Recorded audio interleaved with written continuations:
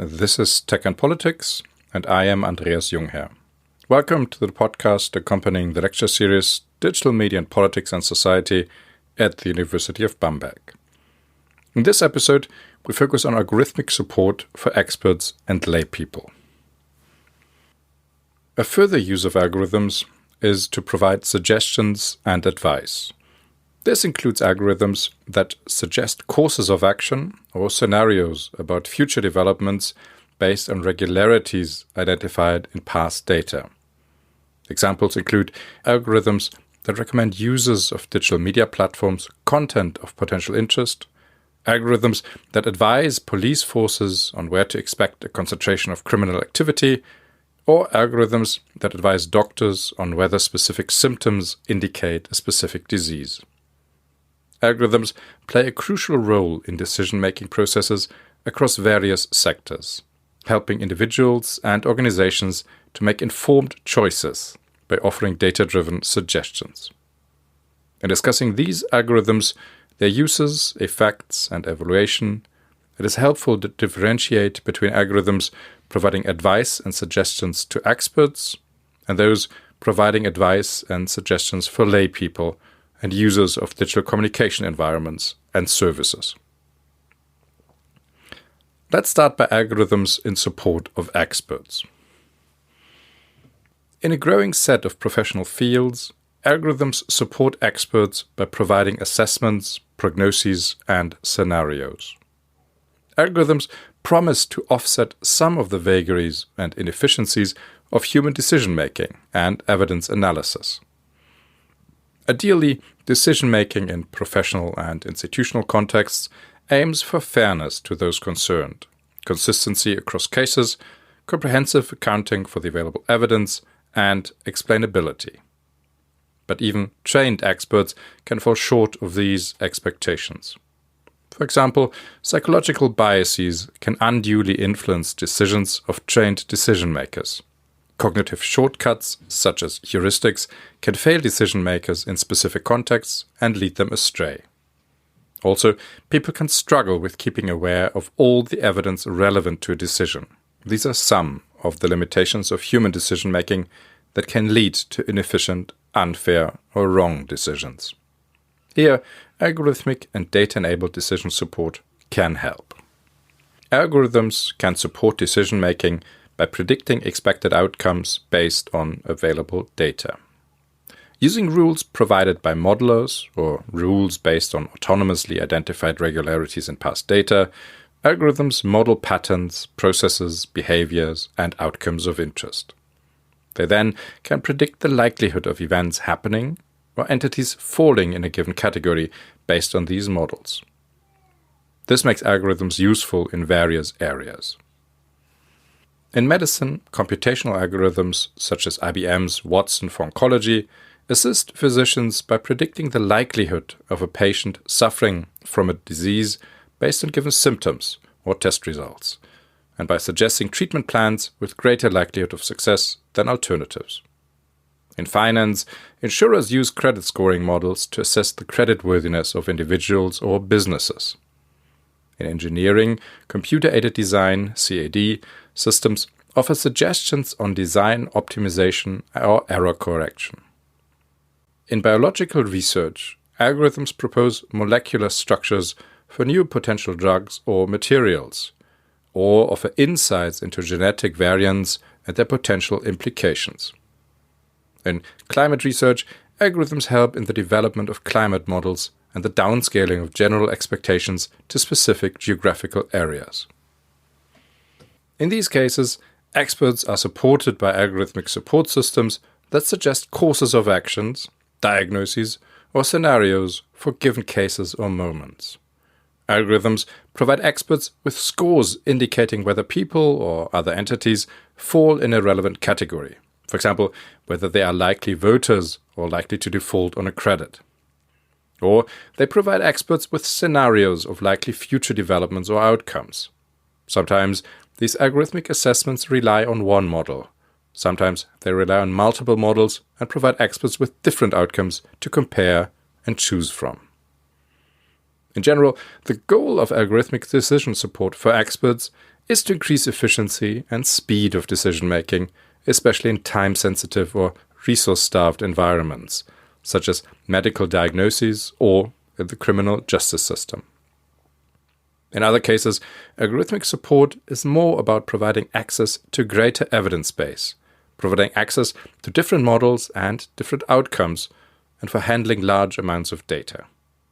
This is not so much about efficiency, but about providing practitioners with better access to insight based on greater troves of information made accessible through models. The positive impact of algorithmic support systems has a counterweight in a set of concerns. If algorithms are trained on biased data, they will produce biased outcomes. For instance, if a hiring algorithm is trained on historical company data that favors one gender over another, it might reproduce that bias in its recommendations.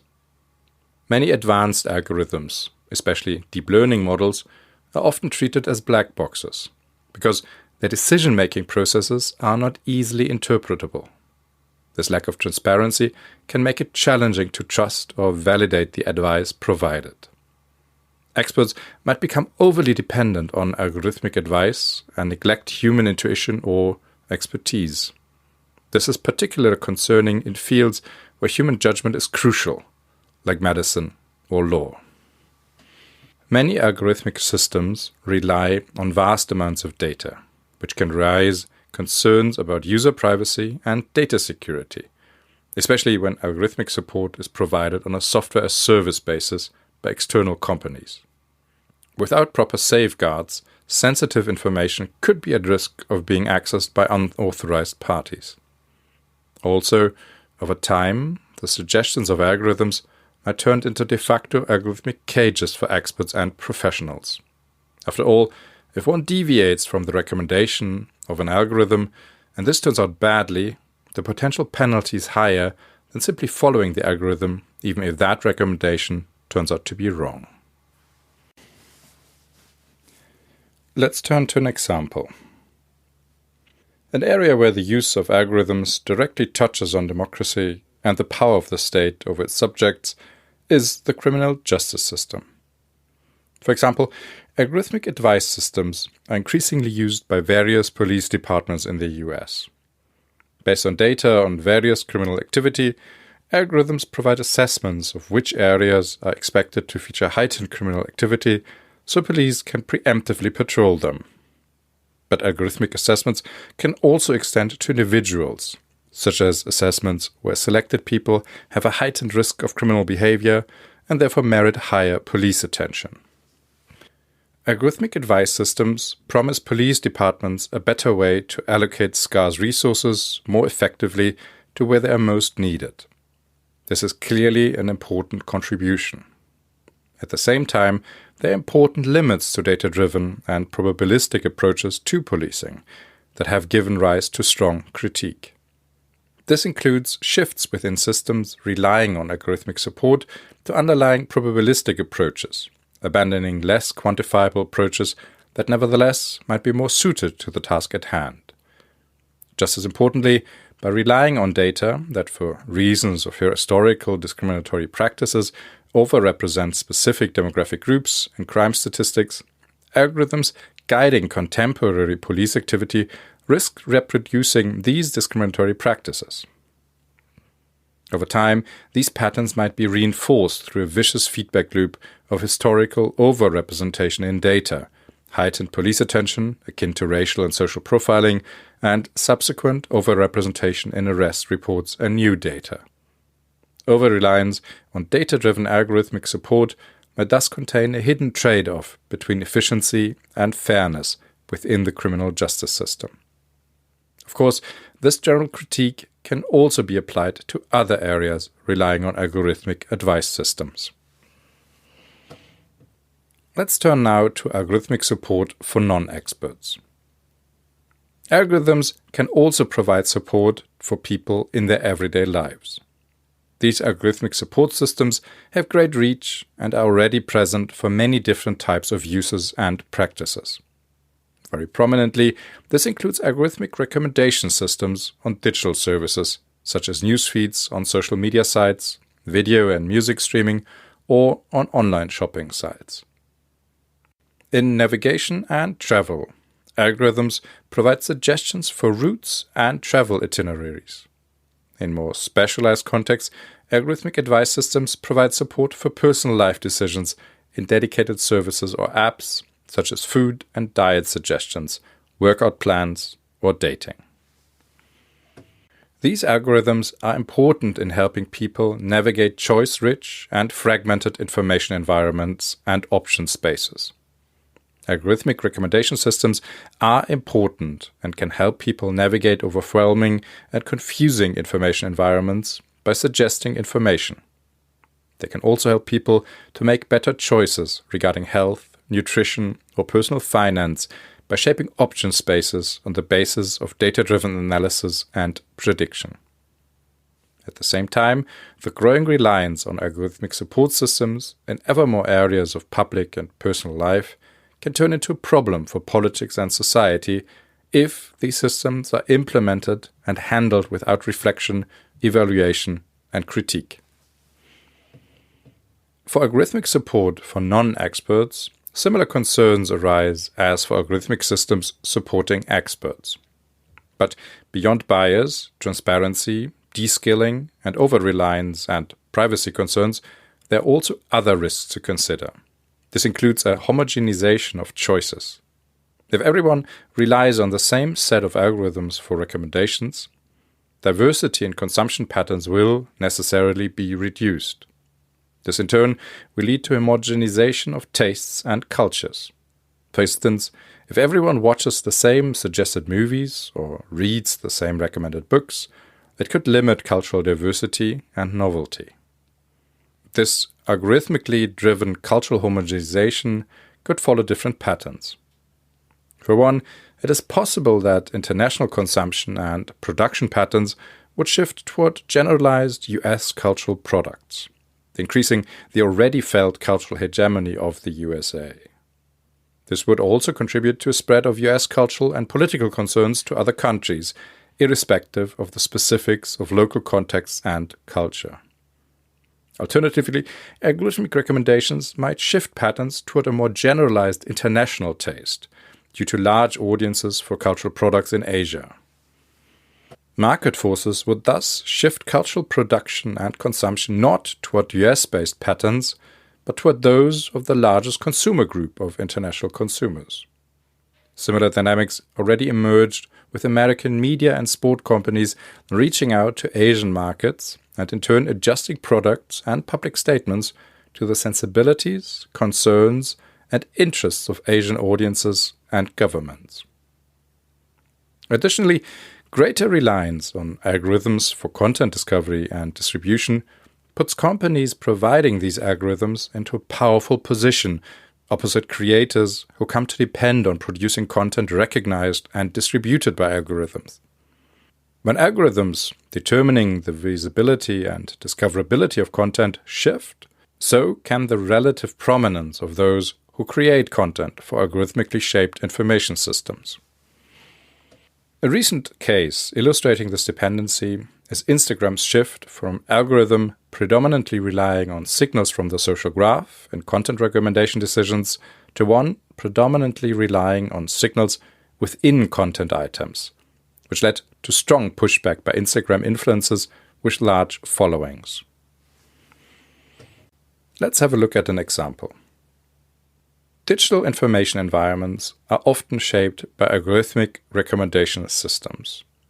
Based on predefined or automatically identified rules, users are shown information that is likely of relevance to them or that is likely to have them engage with it. On a social networking site like Facebook, this could be a post by a close friend or family member.